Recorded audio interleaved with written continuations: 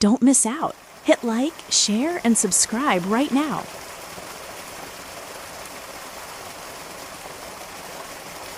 This is my story, the backside of water. All the natives said the state park was cursed, long before the town was built. Locals called it the Veil. Tourists came to take pictures, to feel the mist kiss their faces, to watch rainbows arc through the spray. But the old-timers knew better. They warned people not to go behind it, not to see what wasn't meant to be seen.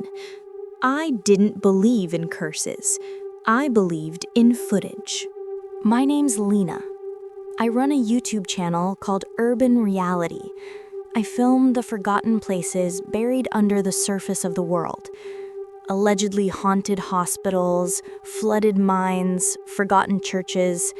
If it's forbidden, it's for me.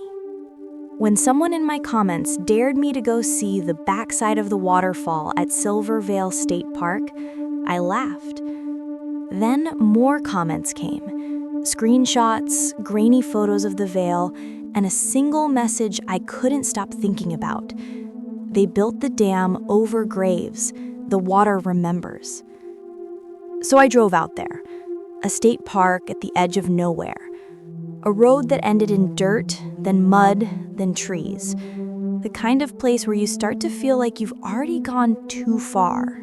By the time I reached the trail, dusk had turned the air purple. The waterfall looked unreal, like a silver curtain spilling out of the forest itself.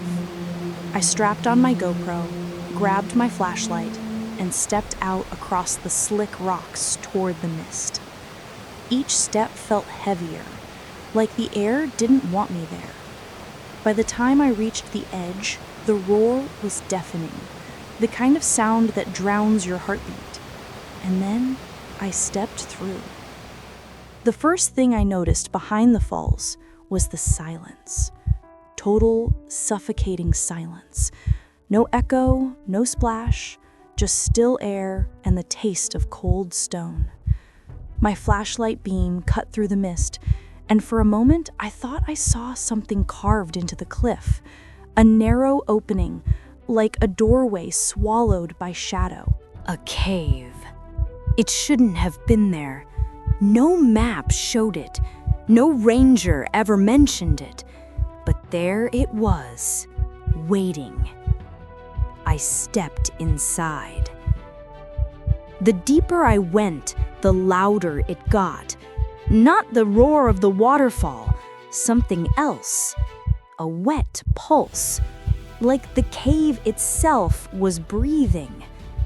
The rock walls glistened like skin, and the water running down them looked almost red. Every few feet, I saw carvings, handprints pressed into the stone, as if people had tried to crawl their way out, each one filled with trickling water. That's when my flashlight flickered. For a second, the beam flared, and I saw her, a young, ghostly white woman dressed in a ripped 1870s cotton pioneer dress. She stood waist-deep in a pool of black water. Her hair floated around her like seaweed, her face pale and perfect like a porcelain doll. She was humming, low, ancient, cold. The sound pressed against my chest. The hum made the walls tremble. And when she opened her mouth to speak, water poured out, gallons of it rushing, spilling down her chin. Her eyes rolled white. The pool rippled. I couldn't move, couldn't breathe. Then she raised her hand and pointed straight at me. Her voice turned into a roar. I will have my revenge. The cave split apart. The floor heaved, water surging from the walls like veins bursting. Hands, hundreds of them, rising from the flood, grabbing, pulling, dragging me down. I remember clawing toward the light, gasping as the cold water filled my lungs. When I woke up, I was on the riverbank downstream. The sky was gray. My clothes were soaked. My gear gone. I stumbled back toward the trail. The waterfall was still there, shining like nothing had ever happened. No cave, no opening, just smooth stone and falling water. The rangers said I must have slipped, hit my head, and been carried by the current. They called it a miracle I survived, but I know what I saw. Later, when I checked my backup footage, everything was corrupted. Except for one still frame. A woman's hand pressed against the lens, water running through her fingers. They drained the reservoir last winter to build a new dam. When the water receded, they found something. An old graveyard from the late 1800s. Headstones, bones, and a hollow in the earth, just big enough for a body.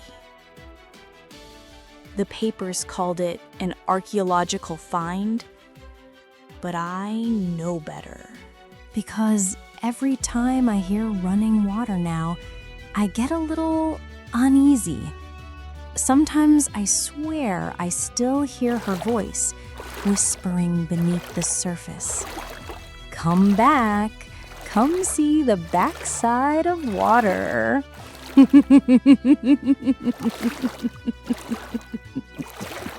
If you liked this video, hit that like button, share it with someone who'd enjoy it, and don't forget to subscribe. You've helped this channel grow more than I ever imagined. Thank you.